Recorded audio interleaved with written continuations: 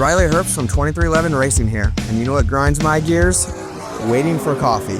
But instead of counting frappes and lattes, I fire up Chumba Casino. No apps, no fuss, just fun social casino games to pass the time. By the time my coffee's ready, order for Riley. I've already taken a few victory laps. Next time you're stuck waiting, make it entertaining. Play for free at ChumbaCasino.com. Let's Chumba. Sponsored by Chumba Casino. No purchase necessary. VGW Group. Void where prohibited by law. 21 plus. Terms and conditions apply.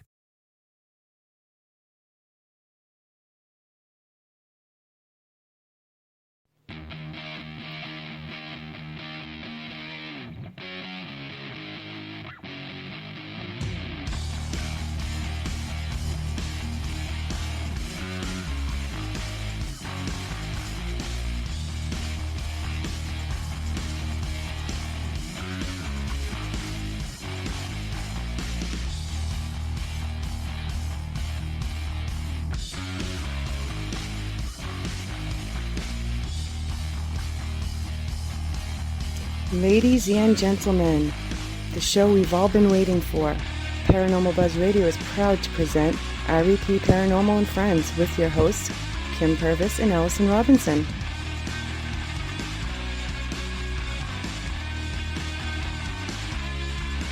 Live every Thursday night on Spreaker, 8 p.m. Eastern, 7 Central, 5 Pacific. Be sure to check out their Facebook page, REP Paranormal Busters.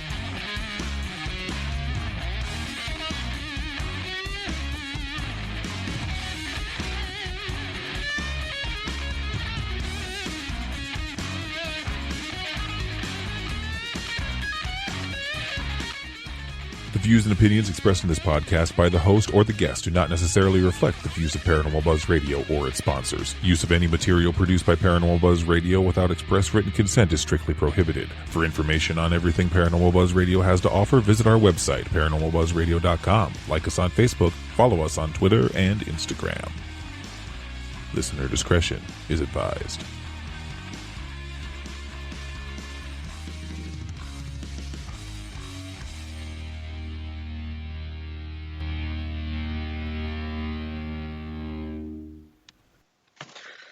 All right, welcome everybody to another night of REP Paranormal and Friends.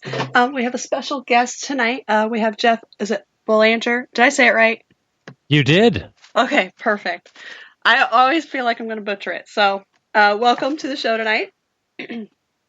Thank you. Thanks for having me. Yeah, absolutely. So let's just kind of start off for some people who may not know who you are. If you could just give us a little bit of background on yourself. Well, I'm an author. I've written 15 books on the paranormal that have been published in 6 languages. So if you're in Russia, das Vidanya. We right? do have some listeners in Russia every now and then, believe it or not. Well, they can get the books, one of my books in Russian, The World's Most Haunted Places. I also am the founder of ghostvillage.com, which has been around for 20 years online. I'm the writer and researcher for the Ghost Adventure series on the Travel Channel. I've been doing that since episode 1. And I also host a show on PBS called New England Legends, and I host a weekly podcast called New England Legends. So I'm pretty much an all-around paranormal guy, and I've been doing it for over 20 years now. Yes. Okay, so going into that, how did you get interested in the paranormal? Because I think we were listening to one of your 30-odd minutes, and you did the Lizzie Borden house. Yep. And I thought I heard you say you've only had maybe a couple experiences. Was it just That's true. So no, how did you that's still true. Okay, so how did you get interested in it then? Yeah, so I grew up in an old New England town, and I had a friend down the street who said his house was haunted, and I thought that was really interesting. You know, it was a really old house, and I conned a sleepover out of it and would break out the Ouija board and try to make contact and stuff like that, and I just thought, this is awesome, right? And it wasn't like a Hollywood ghost story. It was just someone else lives here with us. And this is back in the early 1980s, mid 1980s. You got to remember, ghosts were still in the closet back then. Right. Yeah. Yep. So not like today. And I just thought, wow, this is not like Hollywood. It's just sort of very matter of fact. And even though I didn't see a ghost back then as a kid, I didn't think he was lying. And I also grew up in the town next to Ed and Lorraine Warren. So I've known them since I was like 12, 13 years old. I've known them, been to their house, met Annabelle, like the whole thing. And so I grew up around them. And yeah, so I just kind of was steeped around it. And I started in all this as a journalist, writing for newspapers. I love the stories, the history. And I would go writing these feature stories around October for newspapers and magazines. And then that turned into my website, ghostvillage.com, back in 1999. And then I started writing books, and it's just kind of one thing snowballed into another. Oh, wow. Yeah, that's pretty cool. Yeah, actually, Kim has one of the books that you wrote with Nick Groff, The Chasing Spirits. Yeah, right. That's Nick's story.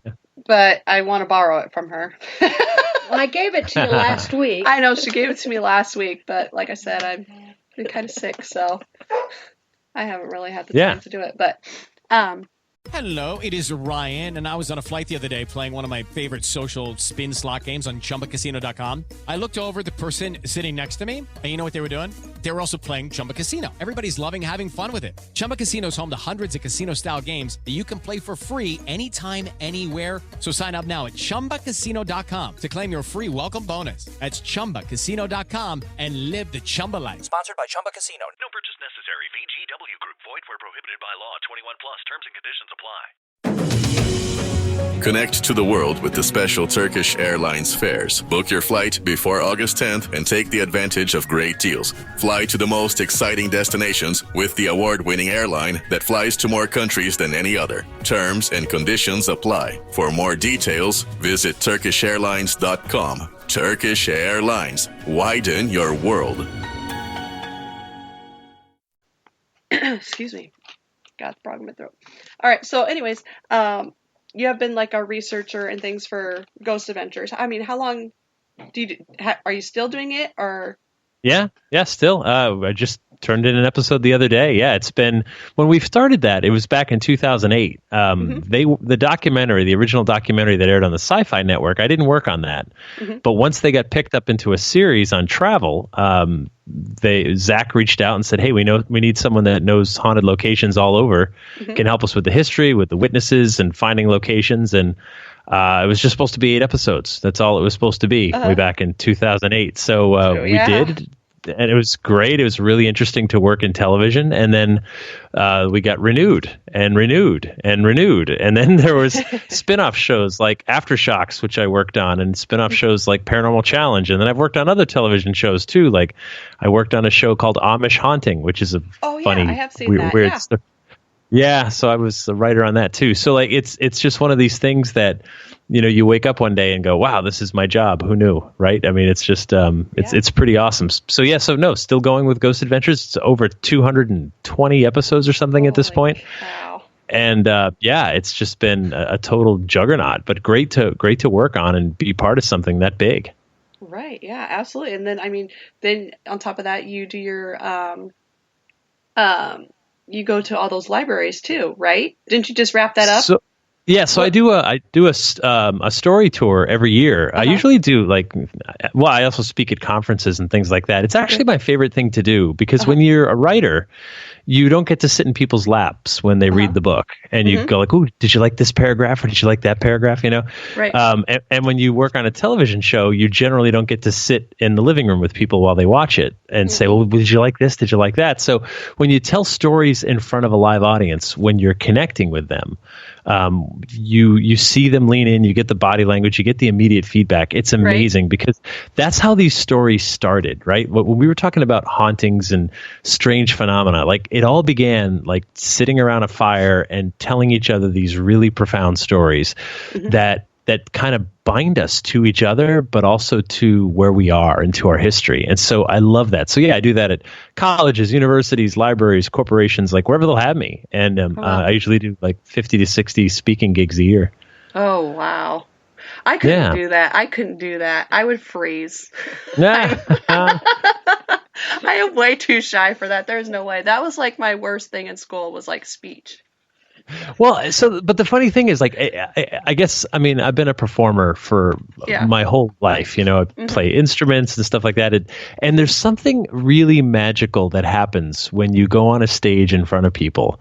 There's an energy to the room. And this is, I mean, this taps into a lot of like what we do with paranormal research too, right? Like there's a unique thing that happens in every and you can think about performances you've been to, right? Musicians, plays, speakers, bands, whatever, right? Like stuff you've been in the audience for. Mm-hmm. There's a two-way street there. There's this like energetic transfer that happens, and as a performer, it's crazy because like you can go out there one night and just kill it, right? You tell these stories and everybody's right there on the edge of their seat and you're just like, oh, they're eating out of your hand. It's amazing. It's magical.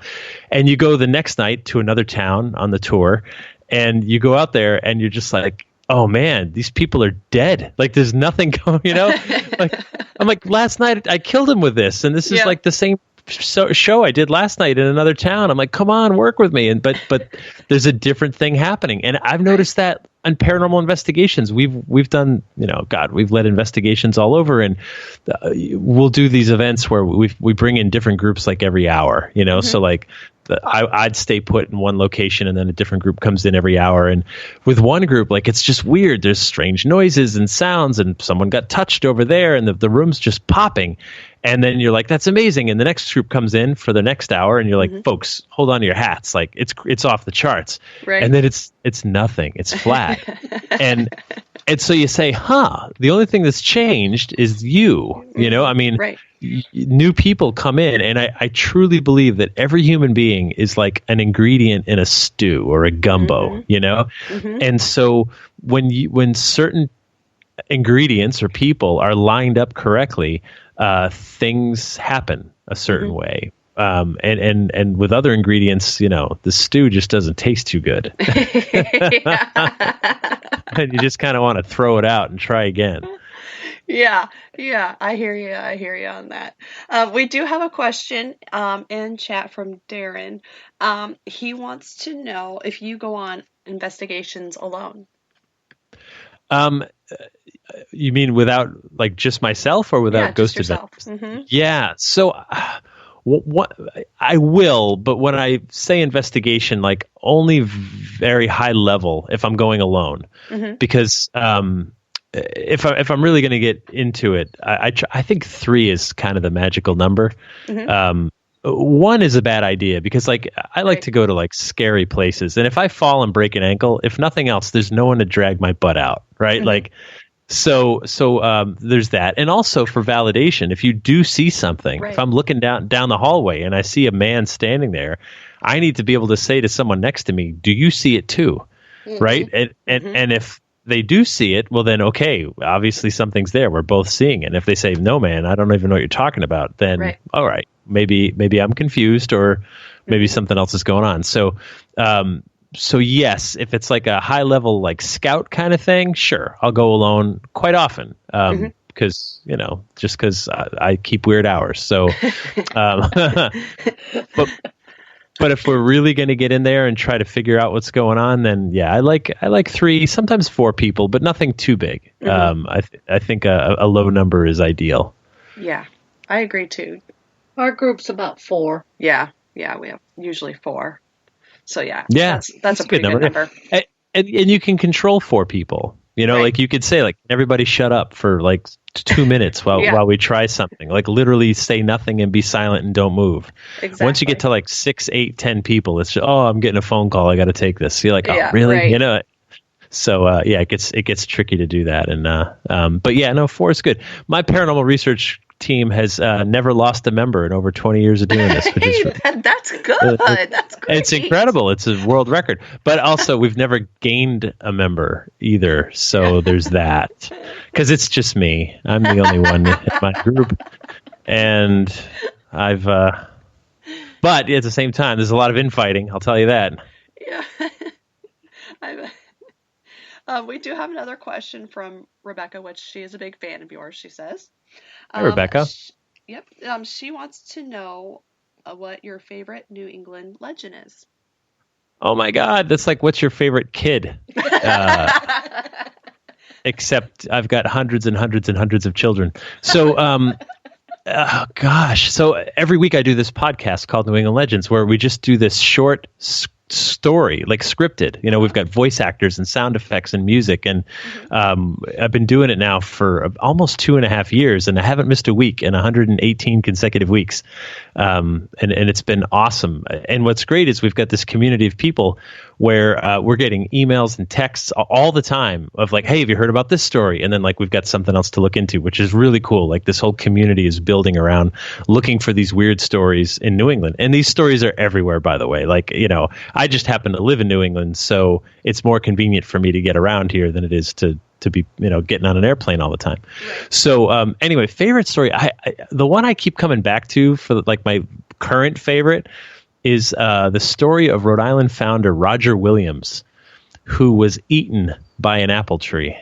Oh yeah, I read something about that. Yeah, no, it really happened. Like it's funny, gosh. And I've personally seen the tree root that did it. Because it's on display at the Rhode Island Historical Society, and I've read the newspaper accounts. In fact, on our podcast, we had a voice actor read the 1860 newspaper account of when they dug up Roger Williams because they wanted to give him a better grave. He was just in this family plot in Providence, Rhode Island, and they dig him up.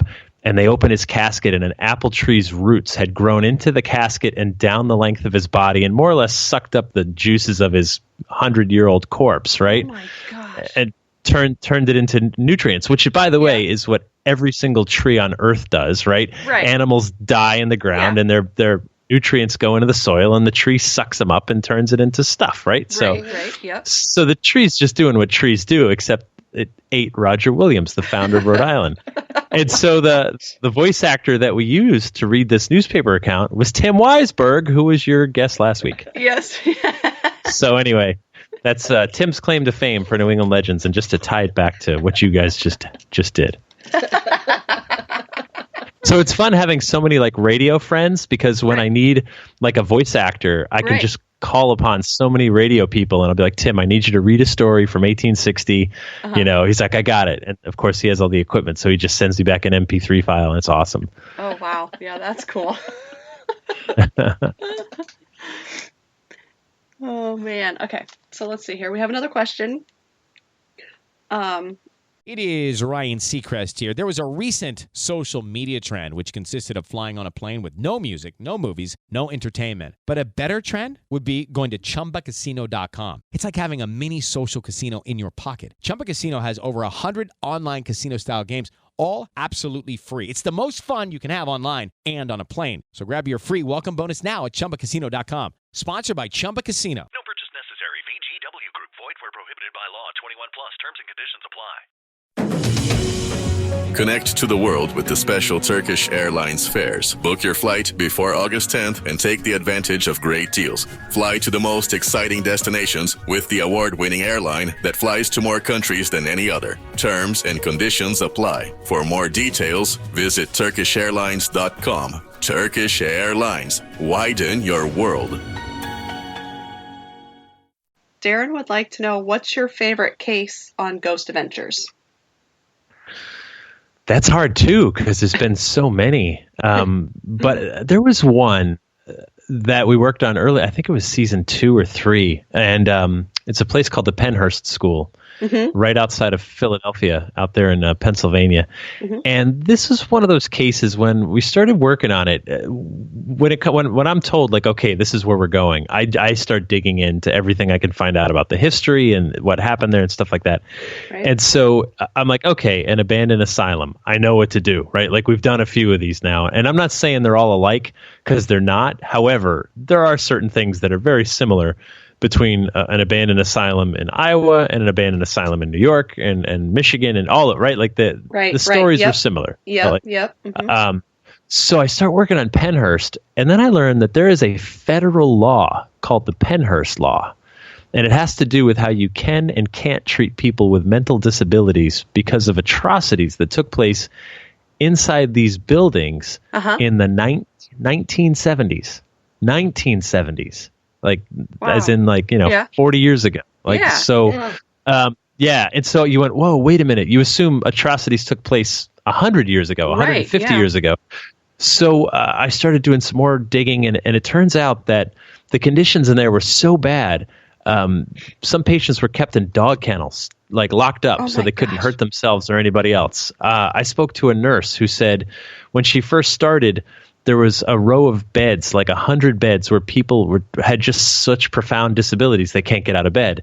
And her job with another nurse was to change adult diapers. And they would start at one end and just go until they got to the other end at 100 people. And by the time they were done, it's pretty much time to go back to the beginning and start again. Gosh.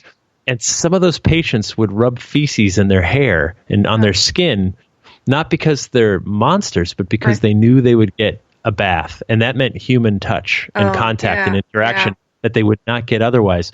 And so I spoke to a patient who said if you bit someone more than once, they removed all your teeth. Oh my gosh. And they would tell people, they would say, listen, when you dropped your loved one off here, don't write to them, don't call, don't come and visit. It's going to mess up their routine. We're the professionals. They're in good hands with us. Just leave it to us. So people were trusting their loved ones to this facility that was underfunded, understaffed, and these horrible, horrible things happened there, and it got shut down in the 1980s. And there was also the deinstitutionalization that President Reagan implemented, which shut down pretty much all those facilities nationwide, which was a terrible thing. It's still a terrible thing to this day. We've never recovered from that. I mean, our homeless population, things like that, our prison population, we've never recovered from that moment.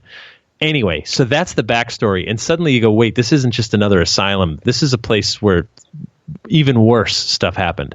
And I remember we were there filming, and we were there for like 5 minutes and went down into one of the tunnels that connects some of the buildings underground. Not even filming it, no cameras out, nothing. And I was with Zach and Dave Schrader, who's a radio guy and stuff. And so anyway, so we're down there and we hear this like faint giggle way, way in the distance. And then this rush of cold air just right by. And we looked at each other and I was just like, oh man, it's like this building wants to talk. It's like, I've been waiting for someone to come tell my story. I'm glad you're here. Like that's the sense I got, and so that episode, that location, I felt like when it came out, there are certain people that get offended by the notion that places like that are haunted, right? Because they're running off the concept that maybe a ghost is this earthbound spirit that can't get away, and these poor souls have already been through enough. How dare you imply that? I don't think that's always the case. In fact, I think it's rarely the case. And I think sometimes a place is haunted because it should be haunted. And Pennhurst is one of them. And if our ghost show can hold up a mirror to America and say, hey, you lived in a country. If you were alive in the 1970s, you lived in a country where you allowed this to happen, right? You didn't take care of the least of our people, right? You allowed it. And we can't do that again. Let this haunt you. Let it not happen again. And I think that's one of the many, many ways that ghosts serve us. Right. And that episode, that location just felt like more important than others. Not that, I mean, they're all important in various ways, but that one just felt sort of significant. Oh yeah. Let's see here. Wow. Okay, we've got a couple more questions in here.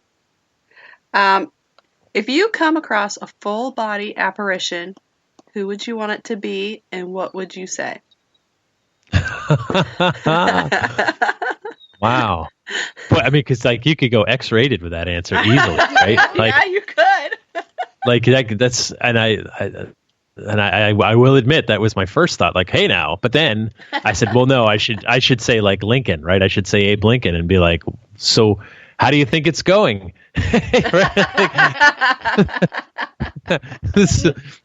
I'm told you're still very actively haunting the White House and have been since like 1860s. So, any comments? I'd be interested to talk to him, I think.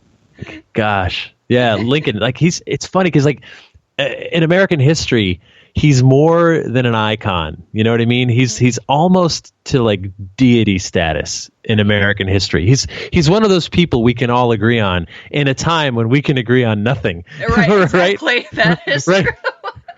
We can't even agree that vanilla tastes like vanilla, right? Like it's just, but we can agree that like, all right, Lincoln was the greatest, no question. Yes. And the thing about it, right, is he's such a benchmark because that was the most difficult presidency by far, bar none. There's no close second, right? There's no one even, you're not even in the same sport, right? Forget the ballpark. You're not even in the same league.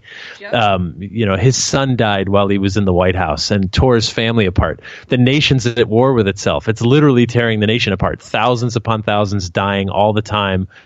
And of course, he paid the ultimate price for the office. He was assassinated. And I think that's one of those figures in American history where you say, oh man, I would really like to talk to you. Although I'd be pretty interested to talk to Jesus too, because I think my first question would be like, how do you think it's going? Let's flip through some of these Bible Network TV channels and let's talk about that. What do you think of the faith healer guy? Huh? He's pretty cool. What do you think? Huh? It's pretty cool, right? Like, what have you done? That'd be a fun conversation. It would be. Yeah. It would be. Definitely. Yeah. Rebecca says she'd pick Lincoln as well. Let's see here. Yeah, we could all hang out. I think I picture him a beer drinker. Do you think I'm wrong? What? I picture Lincoln being like a beer drinker, like you'd have a beer with him. I could see him with like a big glass. Maybe maybe some wings, right? Like some wings and beer. It'd be like, get down on that. Yeah, I could see him It'd be in his beard, right? Like the wings and the blue cheese would be in his beard. But he wouldn't care. He wouldn't even care. He'd be like, I'm Abe Lincoln. I'm Abe Lincoln, dude. I'm on your money. I want. like I'm gonna wipe this with a $5 bill, son. Like whatever. That's gonna stay there till I want it gone. You want a selfie? I don't care. The wing sauce stays in the beard. I'm in. Excuse me. Gonna make me start joking. Okay. We have another question here. Oh, I'm starting to get my sexy party voice here. If you had a chance to buy a haunted house or location anywhere, what would it be and why? Yeah, that's a good question. I've joked that so the house I live in now is not haunted at all, which is great. Like I do this all day long. I need a break, So like I'm totally cool with my house not being haunted. I was recently at the Conjuring house in Rhode Island. I've been there a few times now because I only live about 45 minutes away from it. And we filmed Ghost Adventures, the Halloween special there, and I did my Halloween podcast there. We actually went room to room with audio and kind of did like an audio tour of the house. Mm-hmm. I think it's great. I wouldn't want to own it. And I went to college in Long Island, and my freshman year, first week, I remember someone saying like, "Oh, where are you from?" He goes, "Oh, I live in Amityville." And I went, "Oh, that's crazy." He said, "Yeah, do you want to go see the house?" I'm like, "Yes, of course I want to go see the house." Oh my gosh! So you drive by the Amityville house there on Ocean Avenue, and and I look at that house, and I'm like, yeah, I wouldn't want to own that either. 6 people were murdered in there. Like that's you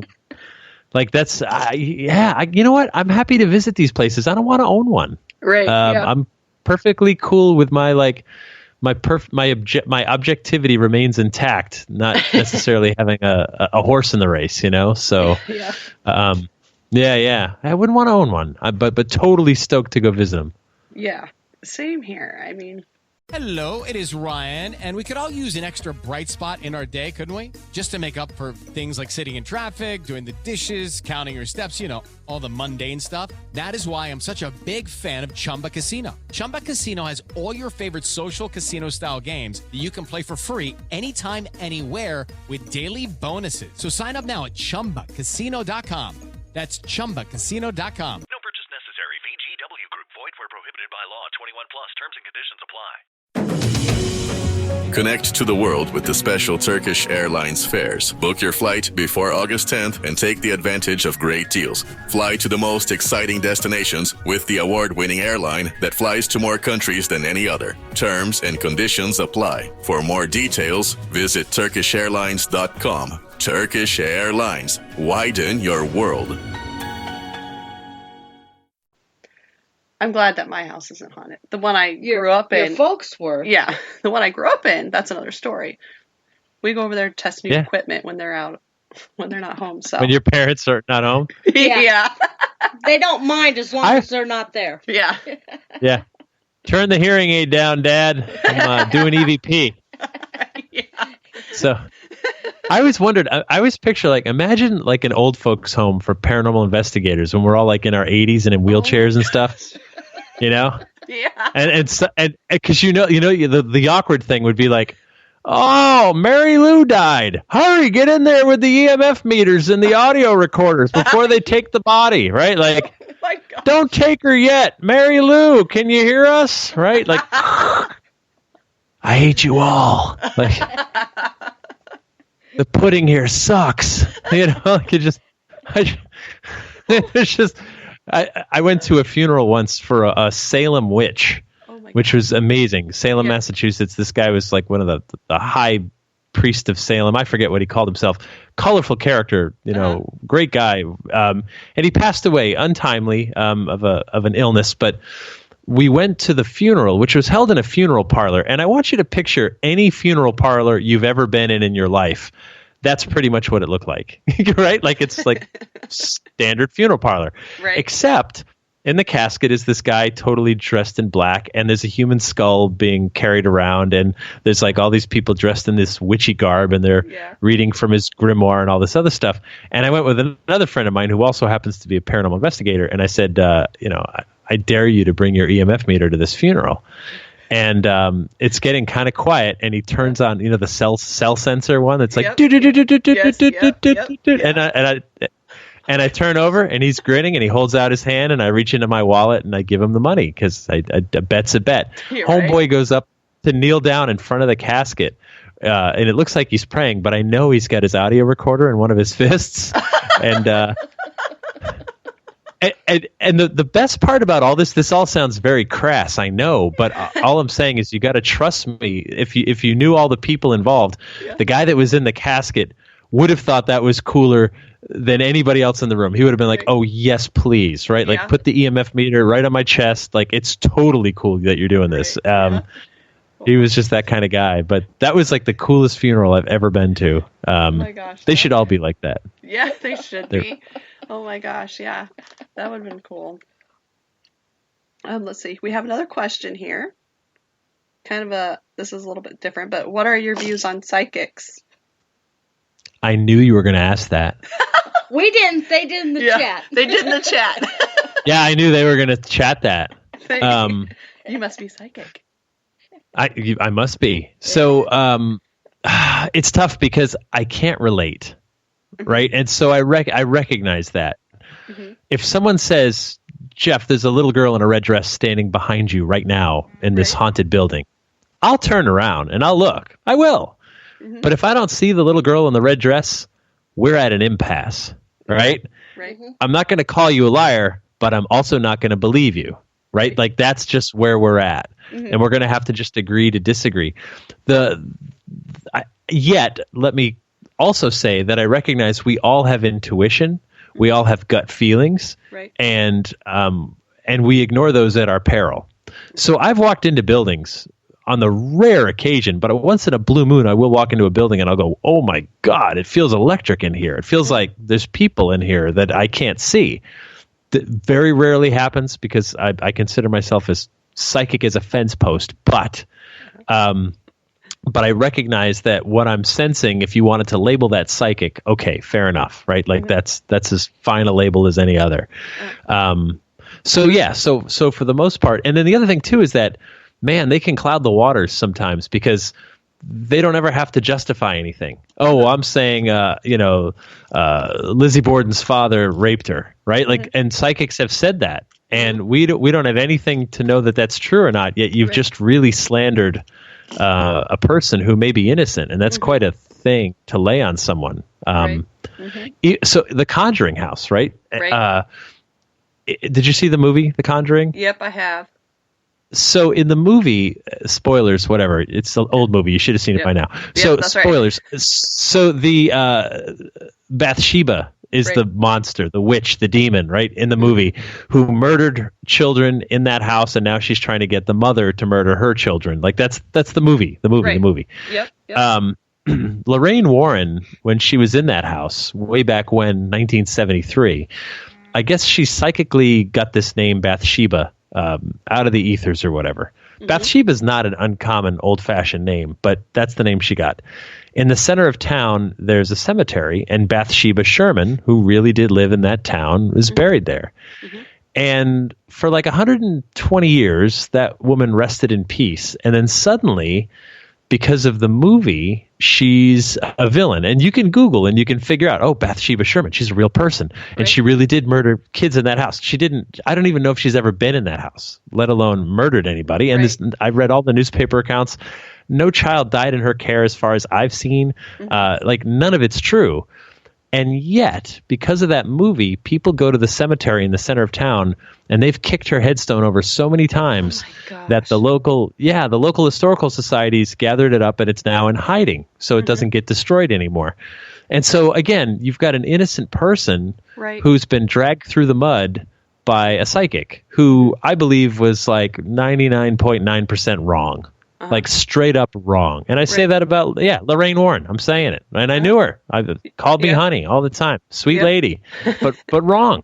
You know, I'm wrong in that case anyway. And so if you don't know if you're 100% right, I don't know. I'm of the opinion maybe you just don't say anything. And so that's the part I really struggle with psychics. When you're going to start dragging people's names through the mud who can't defend themselves. Who may not have had anything to do with the thing you're saying. And then you get to justify it like, well, that's what the spirits told me. I'm like, really? Well, the history books, the newspaper accounts, the journals, and the extensive research doesn't agree with you. So now what? Right. Exactly. You guys got to stop smoking. They don't know, but I can see you on video. Huh? They don't know because they can't see the video, but I could see you guys on video. They're like ripping butts left and right through this thing. Man, I am really just, I've been through 2 packs already. Just sitting here for the last 30 minutes. Well done. Excuse me. Okay, we have a couple more questions here. Sure. From Darren. He wants to know, hey, it's Ryan Seacrest. Life comes at you fast, which is why it's important to find some time to relax. A little you time. Enter Chumba Casino. With no download required, you can jump on anytime, anywhere for the chance to redeem some serious prizes. So treat yourself with Chumba Casino and play over 100 online casino-style games, all for free. Go to ChumbaCasino.com to collect your free welcome bonus. Sponsored by Chumba Casino. No purchase necessary. VGW Group. Void where prohibited by law. 21 plus. Terms and conditions apply. Connect to the world with the special Turkish Airlines fares. Book your flight before August 10th and take the advantage of great deals. Fly to the most exciting destinations with the award-winning airline that flies to more countries than any other. Terms and conditions apply. For more details, visit TurkishAirlines.com. Turkish Airlines. Widen your world. do you have some new ideas for Ghost Adventures? Yes. And do you believe in holy water, or is it just water? Oh, so okay, that I can answer. Okay. There's always new ideas. Oh my God! For just to answer the first part, there's always new ideas, right? There's always a new angle to take, a new thing to uncover on every story ever. So that I don't lose any sleep over that. Right. Holy water. I don't know why, but boy, does it burn when it hits my skin. It just burns and burns, and I just it's like acid when it gets flung at me. I just run away hiding because it hurts so bad. The thing about holy water is, if you believe in it, it works. And that's true of any spiritual symbol, right? Mm-hmm. Yep. Like when a Christian wears a cross around their neck, it's just the letter T. That's all it is, unless you believe in it. Unless you believe in something much bigger than that it symbolizes and so on, and it might protect you, it might give you strength, all kinds of things, then it has power. Right? Or a pentacle, or a crescent and a star, or Star of David, whatever that thing is that you believe in. Right. Holy water, I think, is the same thing. Now, when you see some of the TV shows and stuff, and they go at it from like a very Catholic, actually, not even Christian, but Catholic perspective, when they start flinging holy water and things like that in a location trying to get the evil demons out. I always thought, like, what if the ghost is Jewish? Like, what is this? What's with the water? Hey, bring me some latkes or something. Like, I'm like, I mean, if someone walked into think about you, right? If right now someone walked into your room where you are and started throwing holy water at you, would you be like, what are you doing? I probably would be. I'd be like, what the hell are you doing? Yeah. Step off. Like, you got beer? Like, I mean, you can throw beer right? at me. Like, if you throw beer at me, I'll try to catch it. Right. Like that's, but what's happening when you're using holy water or holy symbols or whatever, you are trusting that your faith is going to protect you and vanquish whatever happens to be there. I think, and the funny thing too is when people come in, and if you're dealing with a family that's not your own, ask them what their religious leanings are. Because if they're not Christian or Catholic and you're coming in with holy water, well, I don't know. It's just seems like it's like trying to bang a nail in the wall with like the end of a screwdriver. I mean, you can, but it's not the right tool for the job. Right. You know what I mean? Yep. It's not going to work the way it's supposed to. That's not what that tool is for. So anyway, the right tool for the right job, I think, is a good thing to keep in mind. Yes, absolutely.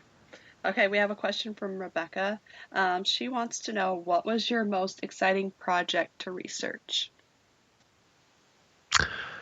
Oh, wow. So years ago, I wrote a book called Communicating with the Dead. And it was about all the various methods and means that people use to try to communicate with spirits. So like the history of the Ouija board and dowsing rods and rune stones and tarot cards and all kinds of very esoteric tools, but also like EVP and instrumental trance communication and ITC and things like that. And while I was working on that, I stumbled across a bunch of writing by Thomas Edison about his forays into spirit communication. And it was really interesting because I found this book called The Diary and Sundry Observations of Thomas Alva Edison. And I'm a book guy, so I've got the first edition. And I got it on eBay years ago, whatever. So I get the book, and I'm like, oh, his writing on spirit communication was supposed to be in here, but it's not in here. And so I was like, oh man. So then let's say the book had like 180 pages in it. And I went, well, that's weird. And then I went on eBay again and I found another first edition that had 240 pages, 60 pages longer. Right. Wow. So I bought that one too. They weren't terribly expensive. They were just, I just wanted to have copies of them. Right. And then that one arrived, and all 60 pages were about spirit communication and all of his essays and thoughts on it and the devices he was trying to build, and claimed he was actively testing with colleagues who had recently passed away. Both of them called first editions. Oh, wow. And so I looked into like, this can't be right. Like that's not how books work. There's only one first edition. Right. So anyway, so I'm looking into this. Now you got to keep in mind, Thomas Edison is like one of the founders of General Electric Company. Like, and at the time this book came out in the early 1940s, like GE is a household name. And it's been a household name right up until a few years ago when it just like its stock turned into like a penny stock. But So what happened was the book came out, and it was such an embarrassment to GE and the family that they sort of insisted that everything get removed. And so whatever got out there and was sold, and the rest were either destroyed or whatever, and they put out this new first edition that had all that stuff stripped out. I own both copies, which is awesome. So I was blown away because I talked to like some Edison scholars and the Edison Museum, both the one in Ohio and the one in New Jersey. And I said, look, he it's not like he said a passing comment about this. He wrote about it again and again and again, like pages and pages of stuff. Right. And when what he described sounds almost like a telegraph, right? So the telegraph is the thing that pulled this guy into science in the first place. Like, he wanted to know how the telegraph worked when he was a small child. He loved the idea that someone could hit a button here and hundreds of miles away, the signal goes all the way through these wires, this invisible signal, and it gets set off somewhere else. He thought that this is amazing. And so he developed the way he described it. It sounds like a telegraph for the dead, except it takes so little energy to manipulate this. He's assuming that in the next life you don't have a lot of energy like you do now to just push something. Mm-hmm. So anyway, I still think something could be out there, something that would blow our minds that Edison was working on, whether it's plans, like detailed like schematics or whatever of stuff he was working on, right? Or maybe even like a prototype or an actual like working model of something that he built. And I just think it's either locked away or it's in someone's collection and they don't know what it is. Yeah. And so that's one of those things. Like it's like this project in the back of my mind I keep meaning to get to. Like, but when am I going to like have the time to go to New Jersey for like 2 weeks and dig through all the archives? And it's just one of those things that I just keep thinking like, yeah, one day I'm going to get to that. Oh yeah, that would be very interesting because, I mean, I don't know. I mean, it would be interesting to see. I mean, maybe he does have something hidden away, and that would be pretty cool to actually. Well, the thing is, like, he wouldn't have done the hiding, right? So somebody else. Yeah, when he was working on it, however he worked, whatever he put his stuff. So when he passed away, someone either took that or hid it or something, right? And so, is there a trail we can follow? I guess is the big question. But I love the way Edison was a true person of science because, like I said, the telegraph, and in his book, which is a great book about his views, he said he didn't know how the telegraph worked, and he asked an old Scottish lineman, how does this thing work? And the lineman explained it to them. Well, imagine a dog that whose head is in London and whose tail is in Edinburgh, Scotland, right? Yeah. And if you pull the tail in Scotland, he's going to bark in London. And so Edison was like, I get it. I get that. Okay, that makes sense to me. It's just scale, right? I totally get that. So he looked at everything and said, like, it's just a question of science. How can we solve it? And I think he looked at the idea of life after death and spirits and ghosts and spirit communication the same way that he looked at the telegraph or anything else. Like, okay, how does it work? How can we make it work? And today it's too bad that like some of our best minds don't look at this subject because it had pretty much trashed their careers. Yeah. And that's kind of a shame that it's sort of left to the rest of us. But man, I kind of feel like if you could find that validation from Edison to be like, look, Edison looked into it. It's okay if you do too, Right. Yeah. I feel like there's his name has got enough gravitas to it that people might get behind something like that, or at least explore it more. Let's see. Rebecca thought maybe there was like a record player thing in the Edison Museum. Yeah. Well, he's got the phonograph, right? I mean, he invented he invented the phonograph. He was the Edison was the guy that invented the first. He did not invent the first recording device, but he did invent the first recording device that could also play back, the phonograph. And so yeah, who knows? Who knows? Maybe he was getting EVPs back then, right? Mary Had a Little Lamb, and then play it back and like get out. Mary Had a Little Lamb, get out. Oh. Oh, let's see here.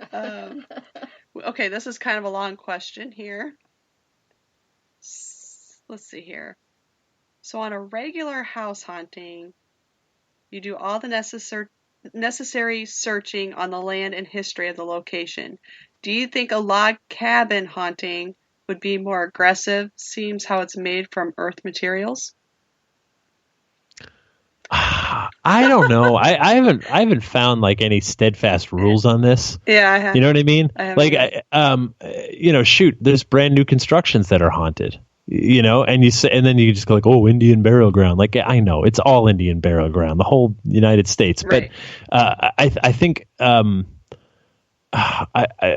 don't know, right? And not only that, the building is just one piece of the equation. The humans that visit or live in the building are the other piece, right? That's the ingredient in the stew.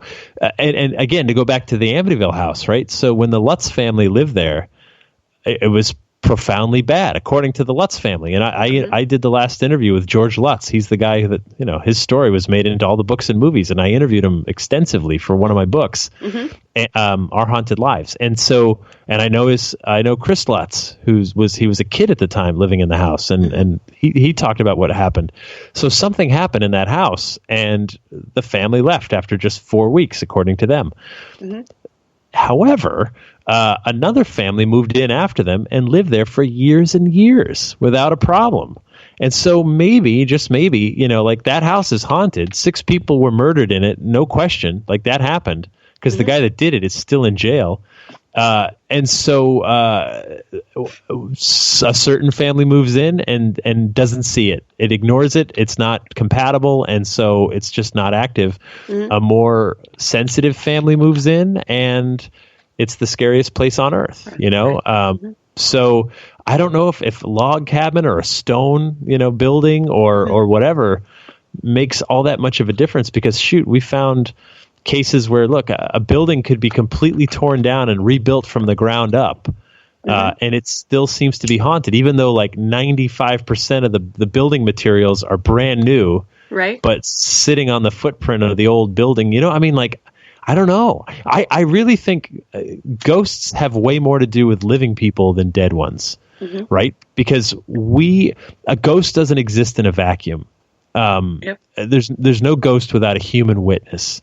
And that includes, like, if you want to just put in video cameras and then like leave the building, you're still there by proxy, right? You're still you're still in the equation via the video camera, right? So I don't know if I wouldn't say that a log cabin would be more or less haunted than anything else. It's all depends on the situation, the ghosts, the people, and everything else.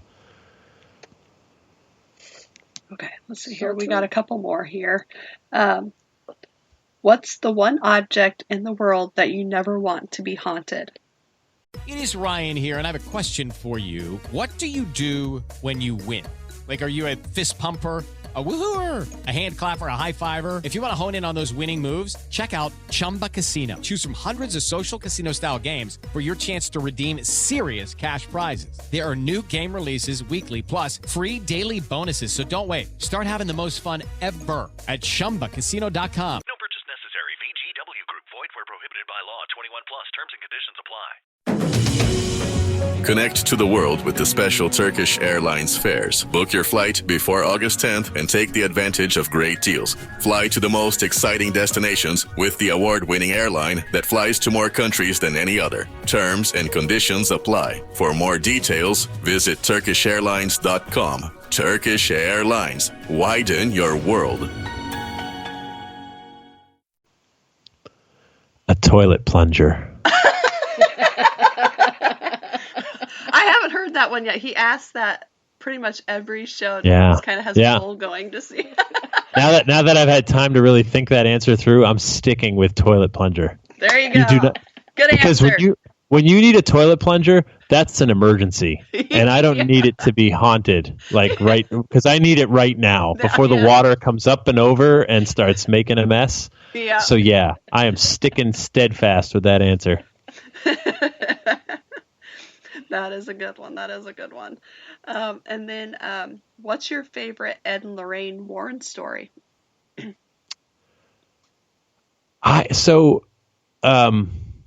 There's this little cemetery in Easton, Connecticut called Union Cemetery. And when I was growing up, and this is the town next to Monroe, Connecticut, which is where they lived most of their lives, and 2 towns away from where I grew up. And so I remember as a kid hearing about the White Lady of Easton, and she's this white wispy apparition that's been seen in the cemetery and along the road leading up to the cemetery. It's one of those stories that like kind of everybody knew. And Ed Warren told me, he'd gone and looked into it plenty of times. And so he was telling me about investigating this thing. So one night he goes out there and he sets up a video camera right at the entrance of the cemetery. And I was watching the video, and this apparition forms like into this human-like shape. I would even go so far as to call it feminine, but you couldn't really make out any features, but like it sort of looked feminine. And it's moving around the headstones, coming toward the camera. This like black stuff comes up from the ground, sucks it down into the ground, and then the whole thing was over. Wow. And I watched the video like several times, and I went, man, if like Spielberg didn't help you with this video, then I don't know if that's not a ghost. Then I don't know. Like I mean, right? Because like with any paranormal person, sometimes they show you videos or pictures and they go, "See, you can see a face in that orb," and I usually go, I don't see it. Like I see what you're saying, but I'm not ready to say that's a face. Right. With this video though, I was like, "Yep." That's a ghost. That would be my expert opinion on that one. And so that one, I think I love the fact that he just had the patience to sit out there and just roll tape and see if he could see her. And that one night he did. Wow. It was amazing. And I also thought they told the Annabelle story quite well. If you've seen the movie, the Annabelle doll in the movie it's freaky as all get out. The real Annabelle is a Raggedy Ann doll. Yeah. Which to me was twice as scary because my sister had the same exact doll. Oh my gosh. Growing up, and so I mean, I've stood right in front of that little cabinet that says "Do not touch," and I've seen her, and oh, wow. They tell the story, and it's funny because it gives it power. Now, I'm actually not a very superstitious person. If you said, "Do you want to hold the doll?" I actually would have. I would have. Yeah, whatever. I mean. Although, like, if anything bad happened, like, I could get a paper cut the next day and I'd be like, oh, my God, that's Annabelle, right? Like, I drop a coffee mug the next morning, it shatters on the floor. Uh-oh, right? Like, something's afoot. So, anyway, it was, it's one of those things that, but I thought, like, he was especially a gifted storyteller and really drew you into the cases that they worked on. And I think that was one of their gifts. Yeah, that would be amazing to see. That I still have my Raggedy Ann doll that I grew up with. Why don't you just truck her around and claim that she's Annabelle? There we go. Yeah, you can make some money with her. Finally. Nah, I can't do that. Someone else is out there doing it. I forget who, but like, there's someone that was going to paranormal conferences with a Raggedy Ann doll in a like a glass case and saying like, I got this from a relative, and they're just frauds, right? But gosh. I like John. I couldn't do that to him. No. Oh, John Zaffis? Yeah. I couldn't do that to him. I knew John when he had hair. Like that's how long I've known that guy. Like it was a million years ago. It was so funny. Like we were, he's a very nice guy when we met him up in Minnesota. Yeah. Mm-hmm. Yeah. So, it's an interesting community. Like especially when I've been a part of it for decades now, and you just kind of get to know everybody that's doing this, and I think it's cool that people kind of step off the beaten path and say, like, I'm going to try to figure this out. I'm going to try to pursue this and see where it leads me, wherever that may be. I think it's kind of cool. I respect that in people. Let's see. Do we have any more questions? No, I was just looking. Let's see. No more questions, but I do. I want to talk a little bit about that beer bottle church. Okay. I listened to that the other night, and I thought that was very interesting, but I also loved your guys' little singing at the end. Yeah, we're going to be big. We're going to go on the road with that. I know. That's what I told Kim. I'm like, they should go on the road. It was actually not too bad. I know. So, like, well, Ray is my co-host in the podcast. Ray is he's not only a morning DJ, but he's also in like 5 bands. He's a singer, and he's good. Like, I mean, like legit good. Yeah. So, and I've been playing guitar for years, and so we've actually done a few musical interludes over the years. Mm-hmm. But that one just seemed to fit. So the Beer Bottle Church is in Hampton Falls, New Hampshire. Mm-hmm. And it's one of these things where We have a Google text number where people can text us stuff, whatever they want. And someone's like, "Hey, have you heard of Beer Bottle Church?" And I'm like, "Ray, Beer Bottle Church? Like that is so up our alley." That's all I knew. That's like all I knew is there's a place called Beer Bottle Church in Hampton Falls, New Hampshire. That's it. That's the whole all of it. And I'm like, we're on our way, right? Like this is our kind of church. We should probably be priests in this church, probably archbishops, I guess, by this point. And so we go there, and it's this pretty white New England church. It looks like any church you've ever seen in New England, like the tall white steeple and all that. It's a First Baptist church. And at the top, you look and you're like, dude, that is a beer bottle. It's this little white ornament at the very top of the spire, and it looks exactly like a beer bottle. And so, and below it, there's a clock that says, instead of numbers, 1 through 12, it says memorial gift. And so the whole church has got these funny legends around it. And if Baptists are generally have a funny relationship with alcohol, right? I don't mean to stereotype all Baptists. I mean, whatever, right? But there's, there's a joke, right? If you go fishing with a Baptist, you have to bring 2 of them, because if you bring 1, he'll drink all your beer, right? Never heard that one before. I hadn't either. Yeah. So the other one, kind of keeps him honest. So, and so, and a dear friend of mine from high school is a Baptist minister, and I said I ran that joke by him before I told it, like in the episode and stuff. And I said, what's up with Baptists and booze? I said, listen, I abstain all you want. It's more for me. Like I have no issue with people not drinking. It's fine. But he said, yeah, no. He's like, there's definitely a funny relationship there. So the irony of having a beer bottle on top of your church would be, quite something. So anyway, we do break into song. We go into the 5 o'clock somewhere. Yes. Of course, when the clock doesn't have numbers and it has letters, you got to change the words a little bit. So we did. Oh. Let's see. Rebecca said that she had been waiting on a podcast on the legend of Sleepy Hollow, but someone pointed out that New York isn't part of New England, and she has a sad face. Listen, Rebecca, we did an episode on the Headless Horseman of Canton, Connecticut, which predates the Sleepy Hollow legend. And Canton, Connecticut is only like 100 miles north of Tarrytown, New York, which is where Sleepy Hollow is, of course. And you could make some arguments that it's possible that the Canton Headless Horseman story inspired Washington Irving and not the other way around. It's a really cool story. I love this stuff, right? Like I love how it's so interconnected between legend, lore, paranormal, like all that stuff. Like you can't talk about one without the other. Right. There's a reason that paranormal investigators go to investigate certain buildings. It's because they heard a story. It always starts with a story. Right. If you were really trying to be a scientist about it, you'd be like, look, a Walgreens that's been open for 6 months. Let's go look for ghosts. But you don't, because that's not interesting. You're like, it's 6 months old, dude. And before that, it was a gas station. Who cares, right? Like, But at the same time, if you really want to be objective, then you should be looking for ghosts in the Walgreens and in the Villisca Axe Murder House and in the abandoned asylum and in the brand new mega mall, like whatever. But no, we're drawn to a story where we go, I don't know if that's true or not, but I'm willing to go investigate and take a closer look. And that's how powerful that this stuff can be. Yep. Oh, yeah. You want to tell him what Rebecca said?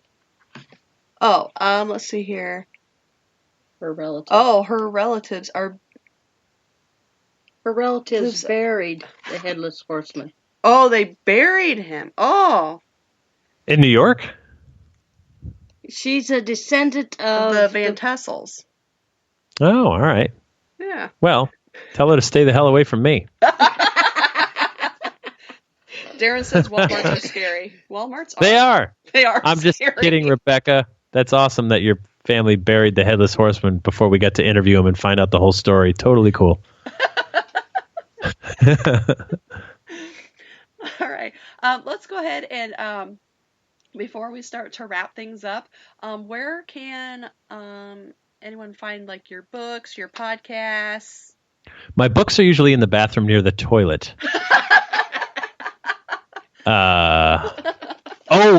You mean the books I've written? Yeah. Oh gosh. See, that makes more sense now. That's the silly you want thing. them to come raid your bathroom for a buck. No, okay. No, that's okay. Thanks for clarifying. It's right near my haunted plunger. So, so no, my books are on Amazon. You can check them out there or wherever you get your books. I'm working on some new stuff all the time. So there's that. The podcast is available wherever you listen to podcasts, whether iTunes or Google or Stitcher, Spotify, whatever. It's called New England Legends, and it's free. You can subscribe. They're short. Every Thursday at noon, we put out a new story. They're just like 10, 12 minutes. And it's just like a fun story we talk about tons of ghosts, haunted places, monsters, cryptids, weird history, all of it, strange but true. And I also I speak at conferences all over the world, really. But I love sharing these stories. I think it's important that we talk about this stuff. And if you have Amazon Prime, the New England Legends television series, which I did for PBS, is on there right now. And actually, I host that, I write it, I produce it. So that's for free on Amazon Prime. We've got 7 episodes up, and our 8th one we hope to have up a Christmas special. Believe it or not, a very creepy Christmas. Yeah, should be up in the next couple of weeks. So we've just filmed one of the last segments today, and always working on new stuff because I love this. This is my life. Yeah. Excuse me. Those damn cigarettes are getting to me again. Yeah, time to quit. I'm not even smoking. I'm saying like I smoked. All right, I'm just going to go through real quick, give quick shout-outs to everybody who was in chat tonight. We had Shay, we had Darren, we had Rebecca, we had Matt, we had Jen B in the house, we had Wolf. Thank you, everybody, for all the awesome questions tonight. Thank you for everybody who was listening but not in chat. We want to thank Jeff for being our guest tonight. Yay! Yes! Woohoo! Everybody Awesome is saying, show. yeah, everybody's saying that they loved it. That you're an awesome guest. So, well, thank you. Thank you for being on. Next week we are off, obviously, for Thanksgiving, and then I'm going to be working on guests for the new year. So, just stay tuned, and I guess I'll have to post something whenever I figure it out because I've been slacking lately. But thank you again, Jeff, and we will talk to you guys soon.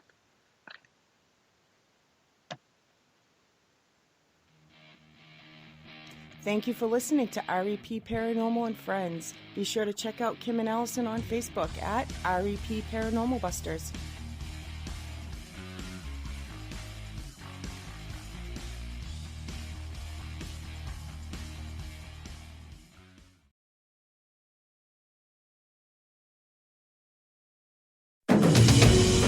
Connect to the world with the special Turkish Airlines fares. Book your flight before August 10th and take the advantage of great deals. Fly to the most exciting destinations with the award-winning airline that flies to more countries than any other. Terms and conditions apply. For more details, visit TurkishAirlines.com. Turkish Airlines. Widen your world.